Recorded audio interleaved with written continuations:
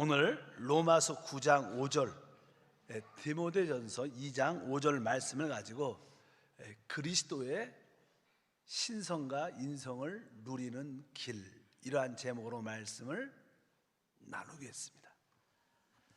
자, 우리는 구약에서 성경의 핵심, 중점은 그리스도와 교회라고 말씀해서 그리스도와 교회에 대한 그런 어떤 예표와 실제를 말씀을 나눴습니다. 이제 신약에 들어왔죠. 신약에서도 당연하게 성경의 핵심은 그리스도와 교회입니다. 그래서 우리가 그리스도가에 대해서 분명한 이해와 체험과 누림을 가질 필요가 있다. 그래서 보통 우리가 하는 그리스도에 대해서, 이 그리스도가 누구신가, 또 그리스도는 어떠하신 분인가, 우리 이 두 가지를 알아야겠죠. 그래서 이 그리스도가 누구신가를 말할 때는 그분의 인격을 말하는 거예요. 그분이 어떠한 분이신가. 그분은 사실 하나님이시죠. 하나님. 또 그분은 어떠한 분이신가 말할 때 누구신가 하고 또 어떠한 분인가를 말할 때는 다르죠. 그분은 사랑이다, 그분은 빛이다, 그분은 영이다, 그분의 어떠한 모습에 대해서 이야기를 합니다. 그래서 그분의 어떠한 신분에 대해서 두 가지, 그분의 인격에 대해서는 이 하나님이자 사람이십니다. 오늘 본문 말씀도 그런 이야기죠. 그래서 우리는 그리스도를 바로 하나님으로 누려야 되고 그리스도를 또 사람으로 체험하고 누릴 필요가 있다. 그럴 때 우리는 그 충만한 은혜를 받게 됩니다. 그러면 첫 번째는 그분이 그분의 신성을 누린다는 것은 그분을 우리가 하나님 쪽으로 우리가 알고 체험해야 된다는 것입니다. 그럼 성경에서 그리스도를 뭐라고 말씀하느냐? 성경에서 그리스도를 첫 번째 하나님이라고 말합니다. 하나님.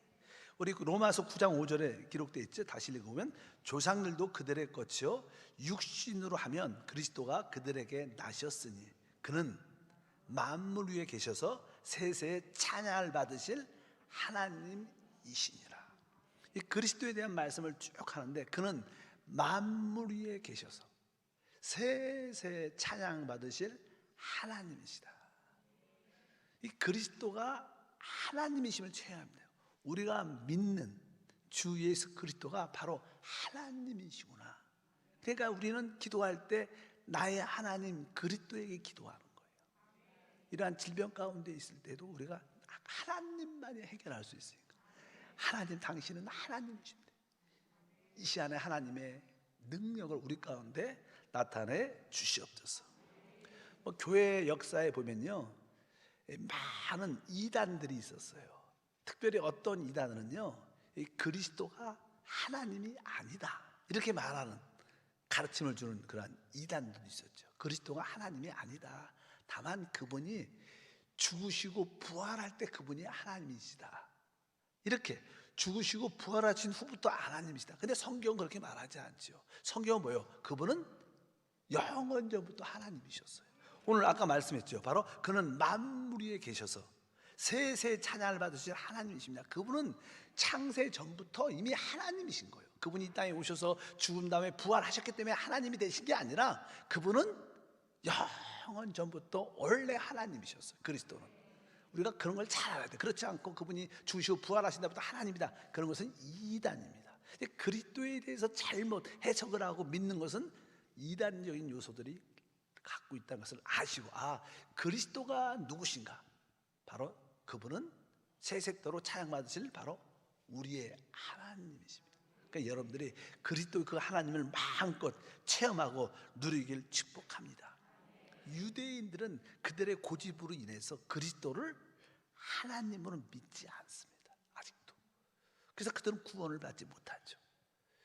결국 나중에 이 세상 끝날 7년 대환란 마지막 때 이스라엘이 멸망 마지막 부분에 있을 때 주님이 구름 타고 공중에 오실 때, 그때 그들은 그를 보고 저 그리스도가, 예수 그리스도가 바로 하나님이셨구나, 우리의 구원자인 것을 알게 될 것이고, 그때 그 구원을 받은 사람들이 구원을 받게 될 것입니다.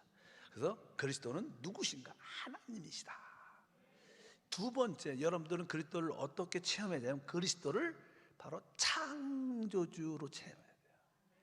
우리 그리스도 안에는 창조의 능력이 있죠. 왜? 그가 모든 만물을 다 창조했습니다. 성경은 거기에 대해서 히브리서 1장 10절에 말하죠. 또 주여 태초에 주께서 땅의 기초를 두셨으며 하늘도 주의 손으로 지은 바라, 이렇게 말씀합니다. 여기에 뭐 주님이라고 말할 때는 다 우리 예수 그리스도를 말합니다. 이 주님이 뭐예요? 주께서 땅의 기초를 두셨고 하늘도 주의 손으로 지으신다. 그러니까 우리 그리스도는 누구신가? 창조주세요.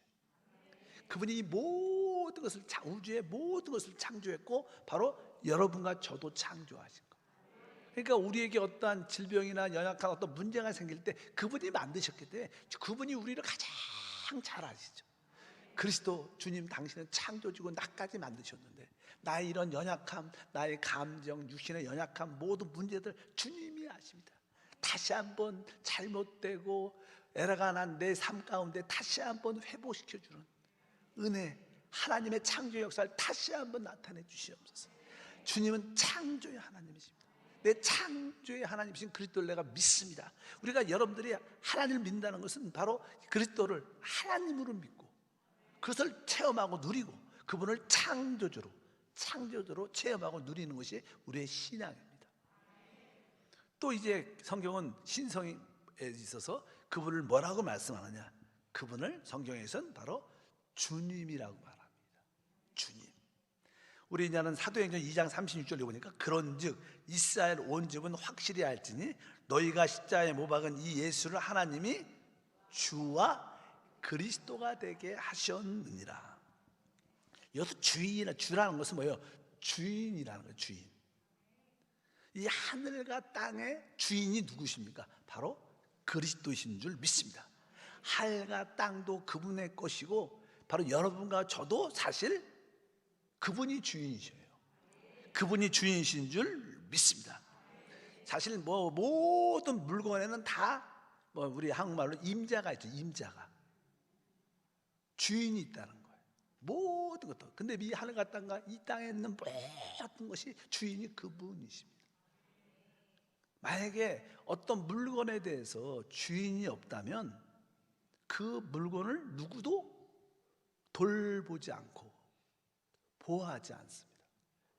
어떤 거에 대해서 주인이 있어야 우리 집도 알다시피 내 집이니까 내가 돌보고 지킵니다.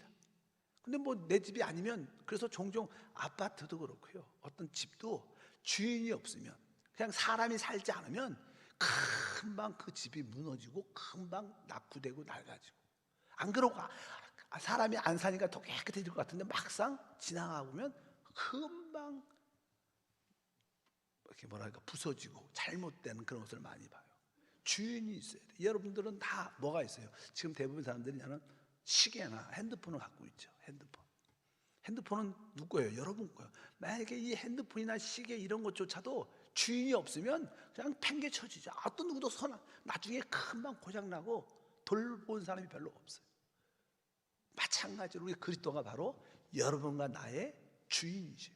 그분이 돌보시고 그분이 우리를 지키신다는 거예요. 나에게 주인이 있다는 사실은 축복이에요. 나를 돌보고 보호하는 분이 계시는데 얼마나 기쁘겠습니까? 그러나 세상 사람들은 주인이 없어요. 왜? 주 예수를 구주로 영접해야지만이, 예수를 믿고 영접해야지만이 그분이 우리의 주님이 되시는 거예요. 세상 사람들은 예수를 알지 못하죠. 그들에게는 주인이 없습니다. 결국 그들은 다 버림을 당하는 거예요. 다 영원한 멸망으로 던져질 수밖에 없습니다. 그러나 우리 모두는 뭐예요? 우리의 주님이신 그리스도가 계신다. 그분이 나를 돌보시죠. 그분이 나를 지키신다. 왜? 그분이 주인이니까. 그러니까 우리는 항상 나의 주인 그리스도가 계시기 때문에 그분이 나를 돌보시고 나를 지키셔. 이렇게 여러분들 기도할 때 어떻게? 하나님, 주님은 나의 주님이십니다. 주님이 바로 나를 돌보시는 분입니다. 주님이 나를 지키시는 분입니다. 주여 나를 돌봐주시고 지켜주시고 가난에서 질병에서 모든 문제에서 역사에 주시옵소서. 그렇게 여러분들이 주여 부를 때 그런 믿음이 있어요. 그냥 빈소리로 그냥 쭉 한다고 되는 게 아니라 주님이라는 뜻이 그런 뜻이에요. 그분이 주인이구나.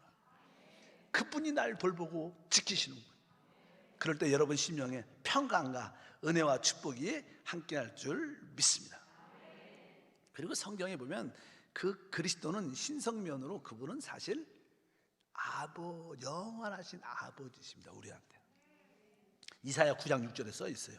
이는 한 아이가 우리에게 낳고 한 아들을 우리에게 주신 바 되었는데 그의 어깨에는 정사를 메었고 그의 이름은 기묘자라 모사라 전능하신 하나님이라 영존하시는 아버지라 평강의 왕이라 할 것이다. 여기 보니까 한 아이가 우리에게 낳았다. 예수가 바로 이 땅에 태어나셨죠. 그분이 하나님의 아들인데 결국 그 어린 예수가 결국 하나님의 아들로서 우리 가운데 오셨는데 그분이 결국 누구라는 거예요? 뒤에 보니까 뭐예요? 바로 영존하시는 아버지. 이 그리스도가 그 아들로 태어났고 그 어린아이로 태어난 그리스도가 실제로 영원하신 하나님이라는 거예요. 우리는 그분을 아버지로 체험하고 누려야 된다는 거예요. 아버지는 우리가 그분의 생명을 가졌다는 거예요. 아버지라는. 아버지의 생명을 우리한테 가져야지만 우리 아버지가 되죠. 아무나 남자라고 해서 다 아버지가 아니죠. 나에게 생명을 준 반면이 아버지예요. 그분이 우리에게 아버지라는 것은 그분의 영생이라는 생명을 우리에게 주신 것인 줄 믿습니다. 그리고 그분은 여호와 하나님이세요. 여호와 하나님은 이전에도 계셨고 지금도 나와 함께하고 또 영원히 함께 하신다는 뜻입니다. 야훼라는 뜻은 비동산, 나는 뭐뭐이다 이런 뜻인데 그 뜻은 뭐예요? 전에도 계셨고 지금도 계시고 앞으로도 영원히 계실 그분이 나의 하나님, 그분이 나의 야훼죠. 야훼. 우리는 바로 그리스도가 나의 야훼 하나님. 그분은 영원 전에도 여러분과 함께 하셨어요. 지금도 함께 하실 것이고 또 영원히 함께 하시는 그 놀라운 하나님인 것을 우리가 분명히 깨달아야 될 줄 믿습니다.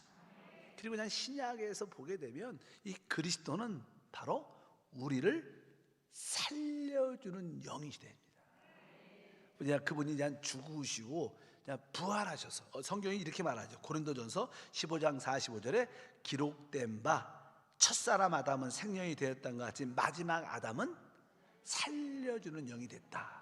그래서 살려주는 영이라고 그분은 항상 우리 가운데 영은 영이신데 살려주는 영이십니다. 귀신은 뭐예요? 우리의 인생을 도둑질하고 죽이고 멸망시키는 영이죠. 마귀는. 그러나 우리의 그 성령은 바로 우리를 살려주는 영이죠. 그리스도가 누구신가? 바로 그분은 살려주는 생명 주는 영으로 우리가 그분을 만질 때마다 모든 것이 살아나고 회복됩니다. 여러분들 오늘 살아나기를 원합니까? 우리 박수로 우리 권사도 회복되기를 원하면 이 살려주는 영, 바로 삼위일체 하나님의 왕결이신 이 살려주는 영 보혜사 성령을 더 사모하는 마음속에서 보혜사 성령께서 강건적으로 당신은 바로 나를 살려주는 하나님 영이십니다. 이 시간에 함께도 오늘도 그 살려주는 영을 체험하기를 원합니다. 끊임없이 성령을 기다립니다. 여러분들이 어떤 기도나 응답이나 어떤 문제를 또 질병에서 치유받으려면 이 살려주는 영을 진짜 사모해야 돼요. 계속 사모해요. 보통 우리가 이제는 기도할 때 낙심하지 말라 이런 이야기를 많이 하죠. 기도하라는 것은 어떤 기본적인 어떤 양이 필요합니다. 양이. 믿음의 기도와 어떤 기도의 양이 필요한데 그래서 우리 주님께서 어떤 비유를 설명할 때 어떤 친구가 사람이 와서 옛날에 유대인들은 이 떡을 이렇게 집에서 이렇게 고서 먹었죠. 우리는 이렇게 집에서 밥을 먹으니까 금방 밥을 해서 줄 수 있지만 거기도 이 떡을 구워야 되니까 아무 때나 굴 수 있는 게 아니에요. 근데 떡이 없으니까 친구네 집에 가서 좀 떡 남은 거 있으면 친구들이 왔으니까 좀 달라고 이렇게 문을 두드리죠. 근데 옛날에 이 집이 한 칸짜리니까 거실밖에 없으면 가족이 다 이렇게 잘 거 아니에요? 부엌이 저 끝에 있고 그러면 그 있는 떡을 가지고 한번 문이 열리면 다 일어나야 돼. 부엌까지 가려면 사람들이. 그러니까 그게 쉽지 않은 겁니다. 그래서 이렇게 막 두드리니까 친구들이 벗이 왔는데 나에게 떡 좀 빌려달라 그러니까 빌려줄 수가 없죠. 왜? 다 일어나야 되니까. 안 된다 그러니까 이분이 계속 두드리는 거야. 계속 떡 좀 달라. 그러니까 성경은 말하죠. 네가 내 친구니까 내가 이 떡을 주는 게 아니라 네가 그렇게 강조하니까 막 이렇게 잠도 못 자 이렇게 괴롭히니까 내가 할 수 없이 준다. 기도는 그런 필요가 있어요. 바로 우리 그리스도는 살려준 영이신데, 살려주는 보혜사 성령이요, 이 시간에 나를 살려주시옵소서. 나를 살려주시오. 어느 때까지? 살려줄 때까지 하는 거예요. 몇 번씩 5분 기도하고 땡 하는 게 아니라 어느 때까지 계속 1시간이고 2시간이고 3시간이고 진짜 앉아서 하나님 이 병을 치유해 주시옵소서. 나에게 회복시켜 주시오.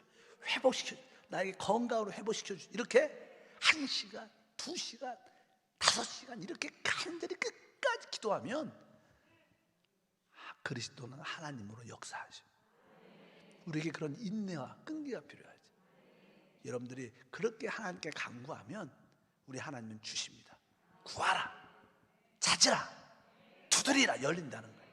낙심하지 말고 끝까지 그런 마음으로 박건사를 위해서도 기도하시고, 여러분 개인적인 문제를 놓고도 진짜 그런 강청을 가지고 기도하는 마음이 우리 가운데 해야 될 줄 믿습니다. 그분은 왜? 살려주는 영이죠. 그분이 역사하시면 다 살아나. 생명이 역사한다는 거예요. 그런 분이 바로 우리의 하나님이시죠. 그러니까 여러분들이 그리스도를 신앙 체험을 가져야 될 때 그분을 하나님으로 누려야 돼요. 그분을 창조주로 이렇게 누려야 돼요. 그분을 나의 주님으로 누려야죠. 그분을 아까 말씀드렸던 나에게 무엇을 주는? 바로 나의 아버지, 영원한 아버지로 그분을 누려야 돼요. 아버지로. 그리고 우리에게 생명 주는, 살려주는 영으로 그분을 누려야 돼요. 이것이 진짜 신앙이 있는 사람들입니다. 그냥 뭐 이런 지식도 별로 없이 그냥 하는데 막 떼쓰는 게 아니라 당신은 하나님이십니다. 당신은 바로 창조주십니다. 당신은 바로 나의 주인, 주님이십니다. 당신이 바로 나의 영원하신 아버지입니다. 당신은 살려주는 영이십니다. 생명 주는 이 시간에 그 아버지께 간절히 기도하고 그분을 만지고 체험하는 것이 우리의 신앙이에요. 여러분들이 그리스도를, 이러한 신성, 그리스도 안에 있는 이러한 하나님을 누리는 여러분 되기를 축복합니다. 두 번째는 이제 우리가 그리스도는 아까 말해서 완전하신 하나님이시지만 또 그분은 이 땅에 오셨을 때 뭐로 오셨어요? 사람으로 오셨어요. 그래서 여러분들은 그리스도를 이제 사람으로, 그분의 인성의 역사도 한번 우리가 알 필요가 있어요. 그분을 사람으로 누리는 그러한 은혜와 축복이 함께 할 줄 믿습니다. 특별히 디모데전서 2장 5절에 말하죠. 하나님은 한 분이시요 또 하나님과 사람 사이의 중보자도 한 분이시니 곧 사람이신 그리스도 예수. 여기 보세요. 사람이신 그리스도 예수. 바로 그분은 하나님이시기도 하지만 그분은 또 완전한 사람이신 것을 우리가 믿어야 되고 그것을 또 체험하고 누려야 됩니다. 또 그분이 사람이셔야 그분이 뭐예요? 피가 있죠. 우리의 죄를 구속할 수 있어요. 만약 그분이 사람이 아니고 오직 하나님이시면 그분은 우리 죄를 속죄할 수 있지 않아요. 왜? 누군가가 그 피값을 흘려야 돼요. 그래서 그분이 사람으로 오셨기 때문에 그분에도 혈과 육이 있고 피가 있었기 때문에 바로 그분의 피가 쏟아져서 그 피값을 지불해서 우리를 구속하신 거예요. 그래서 그분이 우리에게 구속자가 되면 바로 사람이셔야 되는 거예요. 그분이 하나님이시니까 우리를 구속할 수 있다. 그렇지 않습니다. 그분은 사람이셔야 사람을 구속할 수 있기 때문에 그분은 또 완전한 사람으로 이 땅에 오셨죠. 다만 그분은 우리하고 다르죠. 우리는 죄가 있게 태어났지만 그분은 죄 없이 누굴 통해서? 여자의 씨로 태어난 거예요. 성경은 이렇게 말씀합니다. 다 같이 창세기 3장 15절을 보니까 내가 너로 여자와 원수가 되게 하고 내 후손도 여자의 후손과 원수가 되게 하라니 여자의 후손은 내 머리를 상하게 할 것이요 너는 그의 발꿈치를 상하게 할 것이다. 여기 보면 바로 그리스도가 어떤 분이에요? 여자의 씨, 여자의 후손으로 올 것이다. 또 보통 우리 사람들은 다 남자의 씨를 통해서 잉태가 돼갖고 태어났죠. 그러니까 남자의 씨는 죄성이 있죠. 근데 바로 우리 예수님은 여자의 씨, 여자의 후손으로 와갖고 그분의 뭐가 없는 거예요? 죄가 없으신 것이죠. 믿으시면 아멘. 보통 생물학적으로 볼 때 이 정자와 난자가 이게 수정되는 동시에, 수정되는 동시에 이제 태아가 시작될 때 어머니의 피나 어머니의 에 관련된 것은 하나도 공급되지 않아요. 전혀 그 피하고 상관없이 자랍니다. 그 자궁을 빌려서 하나의 생명이 자랄 때 뭐 부모님의 피의 영향을 전혀 받지 않아요. 만약에 부모 엄마의 피를 받으면 그 피도 죄의 피, 뭐 죄인의 피인데 실제로 생명학적으로 그래요. 믿으시면 아멘. 그런 놀라운 역사가 있는 것을 기억하셔야 해요. 그래서 그분은 여자의 씨, 여자의 후손으로 오셔서 바로 우리를 구속할 뿐만 아니라 그분은 바로 뱀을 머리를 깨트리는 분이죠. 그래서 여러분들이 그리스도가 누구신가? 여자의 씨로 오셔서 우리를 구속할, 죄 없이 죄 없는 분이 피를 흘려서 우리를 구속할 뿐만 아니라 바로 사단의 머리를 깨트리시는 놀라운 분이구나. 이런 것을 누리길 바랍니다. 우리가 귀신을 쫓아낼 때도 그 예수님은 하나님이시니까 귀신을 쫓아낼 수 있지, 권세가 있으니까. 근데 그분이 이 땅에 사셨을 때는 뭐로 사셨어요? 사람으로 사셨어요. 그분이 무슨 일을 할 때마다 항상 그분도 우리와 똑같이 뭐요? 기도를 하셨죠. 기도를 많이 하셨죠.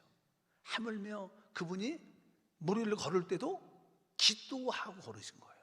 나는 뭐 하나님이니까 쫙쫙쫙 걸은 게 아니에요. 그분은 이 땅에서 하나님으로 살지 않았어요. 그분은 뭐로 살았어요? 사람으로 우리 같이 살았어요. 그러니까 그분이 행한 것을 우리도 어떻게 했어요?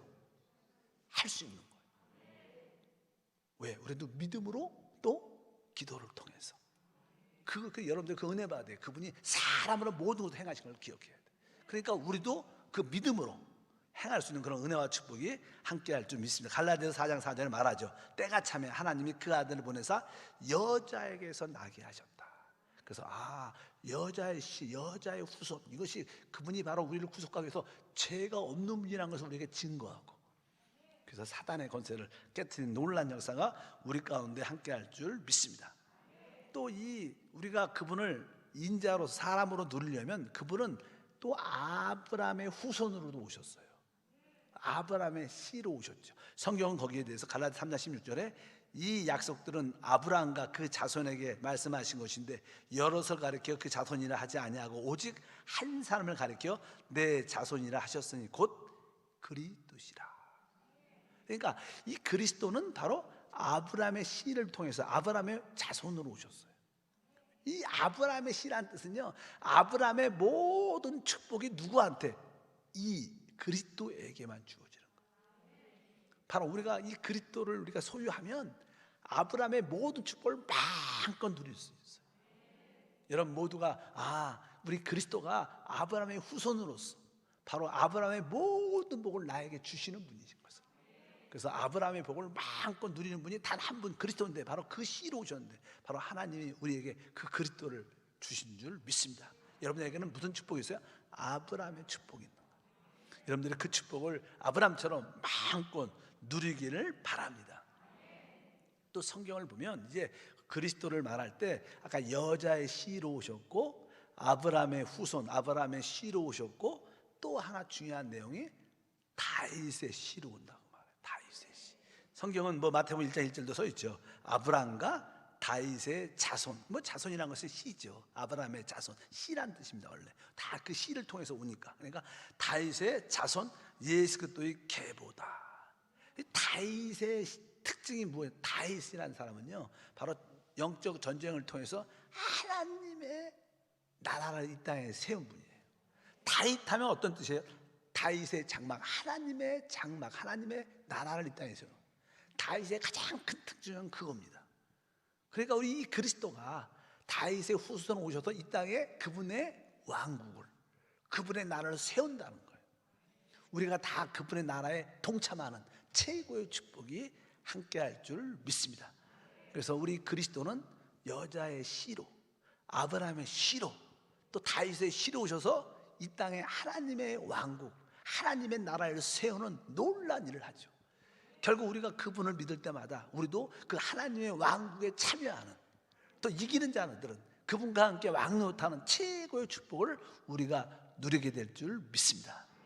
그럴 때 여러분들은 그리스도가 어떻게 오시냐 그러면 여자의 씨로, 아브라함의 씨로, 그 다음에 다윗의 씨로 오셔서 우리에게 그러한 복을 누릴 때 바로 여러분들은 그리스도를 사람으로 누리는 축복과 은혜가 함께 할 줄 믿습니다. 또 이렇게 신약을 쭉 보게 되면 이 그리스도가 아주 특별한 이름이 몇 개 있어요. 이렇게 써 있어요. 우리 한번 읽어볼까? 아까도 읽었지만 고린도전서 15장 45절에 기록된 바 첫사람 아담은 생명이 되었던 것 같이 마지막 아담은 살려주는 영. 여기서 나는 마지막 아담이라, 마지막 아담. 그러니까 나는 첫 아담이 있죠. 첫 번째 사람 아담이 있고 나는 마지막 아담. 더 이상 아담은 없다는 거예요. 아멘. 마지막 아담이라, 마지막, 더 이상 아담은, 그러니까 이 타락한 인류를 아담에 속했다 그래요. 첫 번째 아담이 타락했기 때문에 모든 사람이 타락을 했죠. 첫 번째 타락한 아담의 그 인류는 사실 예수로 말미암아 끝난 거예요. 예수가 마지막 아담이야. 더 이상 타락한 인류는 주님이 해결하신 거예요. 마지막 아담이기 때문에 더 이상 아담은 없는 거예요. 이제 다 주님 안에서 새로운 피조물이 되는 거죠. 그리스도 안에서 우리는 이제는 아담에 속하지 않고 새로운 창조물, 새로운 피조물이 되는 축복을 갖게 된다는 거예요. 그래서 그리스도가 누구신가? 그분은 바로 인류의 마지막 아담이구나. 그 타락한 인류는 더 이상 그분으로 말미암아 없게 되고 새로운 시작이 되는 거예요. 그래서 새 하늘과 새 땅과 새 예루살렘 역사가 새롭게 시작하는 거예요. 얼마나 큰 축복입니까? 그것은 그분이 행하신 거예요. 우리는 그리스도 안에서 새로운 창조, 새로운 피조물이 된 줄 믿습니다. 옆 사람과 우리는 새로운 창조물입니다. 그리고 고린도전서 15장 47절에도 예수님에 대해서 이렇게 말합니다. 첫사람은 땅에서 났으니 흙에 속한 자이거니와 둘째 사람은 하늘에서 나셨느니라. 여기 보니까 뭐라고 했어요? 둘째 사람. 아까 그러니까 사람으로 말하면 둘째 사람이고 아담으로 말하면 그분은 마지막 아담이에요. 사람으로 말할 때는 둘째 사람. 왜 첫사람은 실패했지만 둘째 사람은 하나님의 영광을 나타냈어요. 그래서 우리는 다 둘째 사람에 속한, 그리스도에게 속한 놀라운 축복을 가지고 있다는 거예요. 여러분들이 그러한 은혜가 있는 것을 아시기를 바랍니다. 그래서 그분은 우리를 위해서, 이 타락한 우리를 위해서 놀라운 구원의 역사를 베푸셨죠.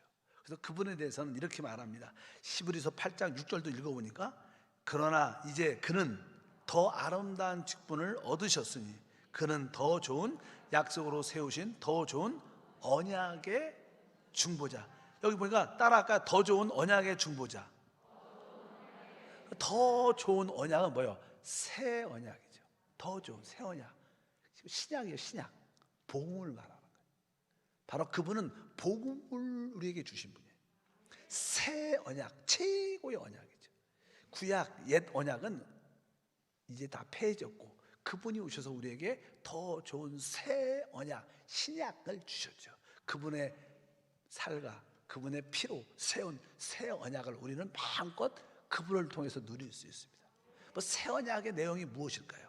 새 언약의 내용은 일단 우리 주님이 우리에게 제3을 주고 다시는 죄를 기억하지 않는, 그게 멋진 복음이죠. 우리 주님은 그분이 십자가에서 영담 한 번에 피를 흘려서 모든 죄의 문제를 한 번에 끝냈어요. 이제 여러분들은 여러분 스스로는 죄를 기억해도 하나님은 우리의 죄를 기억하지 않아요.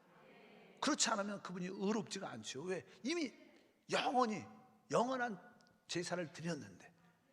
그래서 이 새 언약, 더 좋은 언약은 더 이상 피해 제사가 필요가 없는 거예요. 그리고 그 복음은 무슨 복음이냐? 하나님이 다시는 우리의 죄를 기억하지 않는. 그리고 그 복음 안에는, 구약에는 이 율법이 이 돌판에 우리 사람 밖에 세워졌어요. 근데 이 새 더 좋은 언약은 우리 영 안에, 우리 심령에 하나님의 생명의 성령의 법을 주신 거예요. 그게 새 언약이죠. 근데 구약의 율법은 우리의 연약함을 드러내죠. 보여줍니다. 근데 그 법을 지킬 수 있는 능력은 주지 않았어요. 그냥 드러내기만 하는 거야. 그래서 정죄의 직분이라 그래요. 근데 하나님이 주신 생명의 성령의 법은 우리 죄를 들춰낼 뿐만 아니라 그 죄를 이길 수 있는 능력도 주시는 거예요. 능력도 주시는 거예요. 그게 뭐예요? 더 좋은 새 언약의 축복입니다. 바로 이 새 언약을 지키는 오늘 말씀의 중보자죠. 우리 주님은 하늘에서 뭐 하시냐? 바로 이 새 언약을 집행하고 계시다. 우리 가운데 그 새 언약이 마음껏 역사하신 줄 믿습니다. 그래서 여러분들 새 언약을 잘 붙잡고 있어야 될 줄 믿습니다. 히브리서 7장 22절도 같은 말입니다. 그리고 이와 같이 예수는 더 좋은 언약의 뭐가 되세요? 보증이. 늘 말해 보증은 뭐예요? 담보지, 담보. 바로 주님이 우리 안에 오셨어요. 그분이 담보로 우리한테 잡혀 있는 것 같아요. 담보. 그러니까 우리는 새 언약을 당연히 가진 거야. 새 하늘과 새 땅과 새 축복을 우리는 이미 가진 건데 그 변본으로 이 뭐죠? 담보. 집 살 때 처음 좀 내는 걸 뭐라 그러죠? 계약금. 계약금으로 예수가 나한테 오신 거예요. 내 안에 계신 예수가 앞으로 새 하늘과 새 땅을 누릴 계약금으로 지불된 거예요. 그러니까 그거의 보증이죠. 본주, 담보. 바로 그분이 우리 안에 오신 것은 담보로 오신 거예요. 그러니까 우리는 이미 놀란 축복을 가지신 거예요. 그래서 오늘 말씀에 더 좋은 언약의 보증이세요. 그분이 바로 우리의 모든 보증이신 줄 믿습니다. 여러분들은 하나님의 축복을 누릴 수밖에 없다는 거예요. 그리고 이제 자세한 항목들이 있죠. 일단은 그분은 우리의 목자가 되셔요. 그분이 우리를 어떻게 이끌어준다는 거예요. 목자가 아까 주인이라는 뜻이죠. 목자가 없으면 양들은 다 방황합니다. 푸른 초장을 누리지 못합니다. 그저 그냥 양들은 목자가 없으면요 그냥 땅으로 머리를 탁 쓰고 풀만 먹다가 물가에 강에 빠져버려요. 왜? 그냥 멀리 못 봐요. 눈도 나쁘고. 그래서 그냥 앞에 있는 것만 먹다 다다닥 가다가 어디 거기가 골짜기인지 여기가 물인지 모르겠어 빠져갖고 죽는 경우도 많아요. 그래서 항상 목자가 그들을 인도해 주는 거예요. 그래서 바로 예수는 우리의 큰 목자. 그래서 이게 히브리서 13장 20절에 양들의 큰 목자이신 우리 주 예수를 이렇게 말하잖아. 야, 그분이 내 큰 목자니까 그분이 나를 이끌어 주시는 거야. 얼마나 멋진 말입니까? 그래서 다윗도 야훼는 나의 목자다. 목자. 그분이 여러분의 목자이심을 믿습니다. 그 다음에 또 하나 성경 구절 읽어보니까 11장 고린도후서 2절에 이렇게 써 있어요. 내가 하나님의 열심으로 너희를 위하여 열심을 내노니 내가 너희를 정결한 처녀로 한 남편인. 그리스도가 누구예요? 우리의 남편. 원래 보통 하는 남편 할 때 남편은 그 아내에 대한 신부의 남편은 그 아내에 필요한 모든 것을 공급한 사람을 의미해요. 원래 보통 남편이 지키고 또 필요한 것을 채워주는 일을 하죠. 남편. 근데 우리의 남편은 누구예요? 그리스도. 그러니까 여러분들이 이 남편이라는 말을 쉽게 쓰지만 하나님 주님이 나의 남편입니다. 이럴 때마다 주님이 나의 모든 필요를 공급하고 채워주고 나를 지키는 분이십니다. 당신은 목자요 나의 남편. 그냥 여러분들 기도할 때 다른 기도 많이 하지 말고 염려가 되면 당신은 나의 목자, 당신은 나의 목자입니다, 당신은 나의 남편입니다. 이런 기도만 단순하게 계속해도 어느 순간에 진짜로 목자로 믿어져, 남편으로 믿어져. 그럼 뭐 걱정이 없죠. 여러분들이 그렇게 주님을 누려야 된다는 거예요. 그냥 말로 그냥 목자, 그냥 남편 이렇게 지나가면 안 되는 거예요. 또 여러분 남편을 많이 봐갖고 별로 식상해서 그런지 모르겠지만 그러면 안 돼요. 우리 남편은 좋은 남편, 우리 그리스도는 진짜 멋진 남편. 그리고 같은 이야기지만 요한복음 3장 29절 읽으니까 신부를 취하는 자는 신랑이다. 그러니까 그분은 한편적으로 같지만 목자이기도 하고 남편이기도 하고 또 뭐예요? 신랑이에요. 신부는 누굴 사랑해요? 신랑을 사랑하고 신랑은 신부를 최고로 사랑하죠. 결혼하는 사람들 보면요 진짜 행복해. 그냥 그냥 너무나 좋아하고 신랑 신부 뭐 사진 찍을 이야기하고 서로 이렇게 막 너무나 사랑해. 신랑과 신부는 뭐예요? 사랑의 표현이죠. 사랑에 충만하다. 여러분들은 바로 그리스도를 나의 신랑으로 얻었기 때문에 우리는 그 아주 행복한 그런 로맨스가 있어요. 주님한테 그런 사랑을 느껴야 돼요. 그래서 남편이 좀 사랑 안 해도 그분 사랑으로 충만하면 별로 시험 안 들어. 실제로 그래요. 아내들도 마찬가지예요. 아내들도 마찬가지. 남편 사랑을 너무 기대하다가 섭섭할 수 있잖아요. 근데 예수의 사랑으로 충만하면 남편이 조금 못해도 남편을 이렇게 이해할 수 있고, 그러면 서로 더 관계가 좋아질 수 있죠. 자꾸만 남편이 자기 사랑 안 한다고 자꾸만 이게 쿡 찌르고 그러면 성질이 나고 더 사이가 점점 벌어져요. 그럴 필요가 없습니다. 좀 담대하게, 아, 그리스도가 나의 신랑이구나, 나는 그의 신부고, 나는 그분의 사랑을 무조건 받고 있구나. 그래서 여러분들이 그분의 사랑으로 채워져야 인생이 공허하지 않아요. 보통 사람들은 다 인생을 살다 보면요, 아주 공허하고 외롭고 좀 슬프고 왜 사는지 모르겠어, 이런 느낌도, 예수를 믿어도 그런 생각이 들 때가 있어요. 왜 그런 생각이 들까? 종종 그 주님에 대한 사랑이 충만하지 않아서, 내가 주님의 사랑을 더 사랑하고 그분의 사랑을 더 많이 느껴야 돼. 그럴 때 여러분들의 인생에 놀라운 축복과 은혜가 함께할 줄 믿습니다. 이러한 부분들은 그리스도를 우리가 인성, 사람이신 그리스도를 누리는 거예요. 우리는 그리스도를 하나님으로도 누려야 되고, 그분이 삶으로 오셨을 때 다양한 어떤 직임들이 있는데 그런 분으로 그리스도를 마음껏 누려야 진짜 제대로 된 신앙생활을 해야 될 줄 믿습니다. 여러분, 그리스도가 신성면에서 그 중에 많은 항목이 있었는데 어떤 항목이 마음에 드셔요? 하나씩 골라 보셔야 돼요. 어떤, 그냥 듣고 뭐가 많은 것 같은데 집에 가니까 생각이 하나도 안 나, 그럼 의미가 없지. 그 중에서도 하나님을, 내가 하나님을, 그리스도를 하나님으로, 그리스도를 창조주로, 그리스도를 주님으로, 여러분들이 그렇게 여러 가지 항목들이 있어요. 그렇게 여러분들이 그리스도를 아버지로, 그리스도를 살려주는 영으로, 이 중에 많은 항목을 다 누리면, 그 중에서도 오늘 그 중에 한두 가지만 딱 붙잡고 기도하면 그 하나님을 체험하고 누릴 수 있다는 거예요. 또 한편적으로 그리스도는 사람으로, 인성이 있으니까 그 인성적인 모습에 어떤 게 마음에 드시냐 한번 좀 여러분들이 또 생각을 해봐야 돼요. 아까 첫 번째 뭐라 그랬습니까? 그리스도를 여자의 씨로 오신 분으로 누려봐요.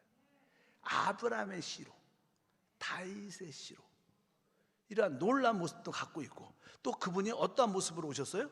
바로 더 우리에게 좋은 새 언약의 중보자로, 아, 그분은 새 언약의 보증, 담보로 나한테 오신 분이구나, 담보로 오신 분이구나.